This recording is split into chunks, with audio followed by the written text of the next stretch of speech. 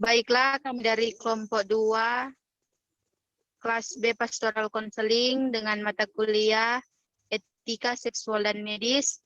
Kami terdiri 2 orang. Yang pertama teman saya Piska Febiola Kapantau dan saya yaitu Cecilia Malalantang. Kami akan membahas materi kami yaitu tentang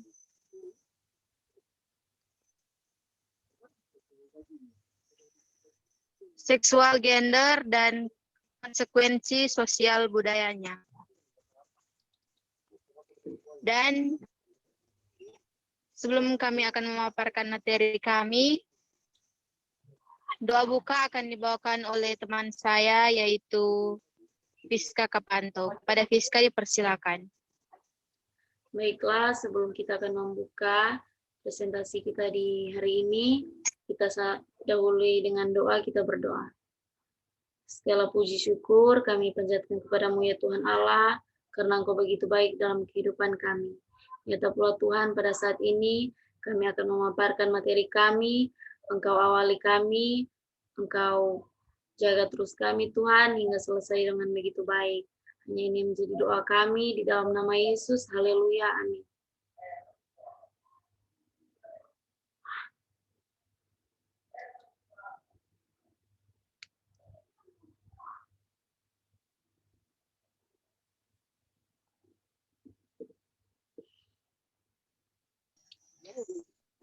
Untuk materi yang pertama akan dibawakan oleh teman saya Fiska Febiola Kapantau. Kepada Fiska dipersilakan.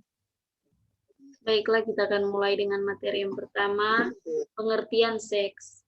Seks adalah pembagian 2 jenis kelamin, yakni laki-laki dan perempuan, yang ditentukan secara biologis. Seks atau kelamin pada manusia memiliki 2 karakteristik. Seksual primer adalah perbedaan karakteristik yang sangat berbeda antara laki-laki dan perempuan, dilihat dari kadar hormon dan bentuk organ reproduksi yang berbeda. Karakteristik sekunder. Catatannya biasanya akan lebih menonjol pada saat pubertas. Karakteristik sekunder adalah karakteristik yang terjadi setelah perbedaan primer. Selanjutnya kepada teman saya Cecilia Malalantang. Baiklah, saya akan memaparkan materi saya, yaitu gender. Gender adalah persepsi masyarakat terhadap perilaku, peran, dan identitas seorang, baik pria maupun wanita. Gender biasanya diasosiasikan dengan istilah maskulin dan feminin. Maskulin identik dengan gagah, kuat, dan memimpin. Sedangkan feminim biasanya dihubungkan dengan sifat perempuan yaitu mengayomi, lemah lembut, dan perasa. Perbedaan gender dan seks. Gender adalah perbedaan karakteristik pria dan wanita berdasarkan pengaruh yang dibentuk dan Baiklah, saya akan membantu teman saya karena jaringannya kurang bagus. Oke, lanjut. Perbedaan biologis antara pria dan wanita yang sudah mereka bawa sejak mereka lahir di dunia ini, sifat dari seks tidak dapat diubah. Pengaruh sosial budaya terhadap gender dan seks. Apakah sosial budaya pengaruh terhadap kedua hal ini? Seks gender, ada beberapa pengaruh besar dari lingkungan sosial yang amat sangat berpengaruh dalam gender maupun seks. Pergaulan Di area ini sangat mudah kita untuk mengenali perbedaan gender dan seks. Namun ada kalanya yang kita dapatkan malah sesuatu hal yang negatif. Orang tua adalah tempat kita untuk mempelajari semua yang ingin kita ketahui, termasuk seks dan gender.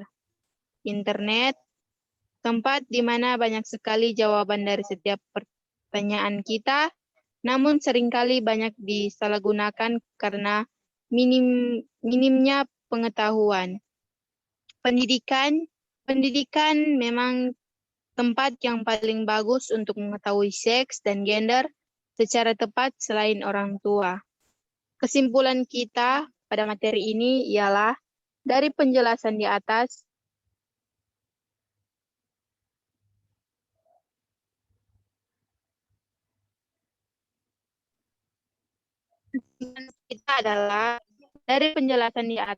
kita diajar untuk mengetahui makna dan perbedaan dari gender dan seks. Dijelaskan bahwa gender dapat berubah semata-mata memiliki contoh bahwa seorang laki-laki bisa memiliki sifat feminim lebih dominan daripada maskulinnya, namun dia tidak dapat mengubah alat kelamin miliknya dan mengubah menjadi vagina, dan yang terpenting adalah itu. Terima kasih. Dikembalikan kepada teman saya, Fiska. Itulah materi kita pada hari ini, dan akan menutup dengan doa yang akan dibawakan oleh Cecilia Malalantang. Dipersilakan.